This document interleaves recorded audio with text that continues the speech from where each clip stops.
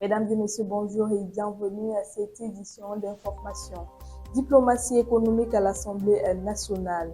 L'honorable Cavaillé Djibril, président de l'Assemblée nationale, recevra ce lundi 24 novembre 2025 une délégation de 6 hommes d'affaires éthiopiens dans le cadre du renforcement de la coopération bilatérale entre le Cameroun et l'Éthiopie. Prévue du 23 au 29 novembre prochain, cette mission vise à consolider les liens économiques entre les deux pays.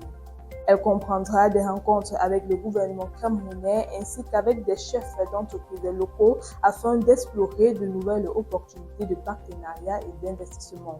Une initiative qui illustre la volonté du Cameroun de renforcer ses relations économiques et diplomatiques avec l'Afrique de l'Est. Sommet UAUE, l'avenir pour les relations entre les deux continents. Près de 80 chefs d'État et de gouvernement sont attendus ce lundi 24 novembre à Luanda.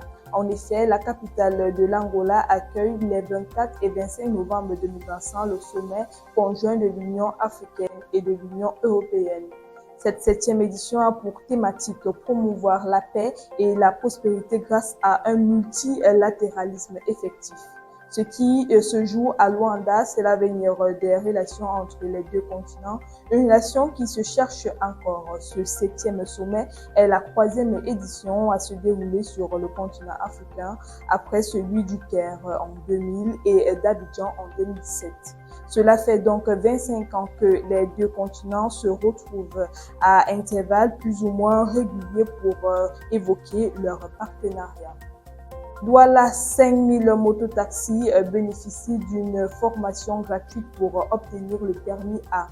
Bonne nouvelle pour le secteur des deux roues à Douala. Le maire de la ville, Roger Ebassa, lance un programme exceptionnel de formation gratuite destiné à 5000 nouveaux conducteurs de mototaxis. L'objectif est de permettre aux chauffeurs ne disposant pas encore du permis de conduire catégorie A d'être formés et certifiés. L'initiative s'adresse à l'ensemble des conducteurs de mototaxi, à leurs associations professionnelles, aux syndicats ainsi qu'au grand public. Une démarche forte de la communauté urbaine de Douala qui vise à renforcer la sécurité routière dans la capitale économique. Miss Univers 2025, les reines continentales est révélée. Après une brillante performance à Miss Monde 2025, Olivia Yassé, candidate de la Côte d'Ivoire, hisse l'Afrique au 5e rang à Miss Univers 2025.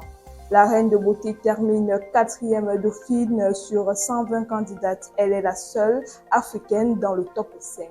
Cette distinction honore le talent, l'élégance et l'engagement de cette jeune femme qui brille sur la scène internationale et inspire des millions de fans à travers le monde.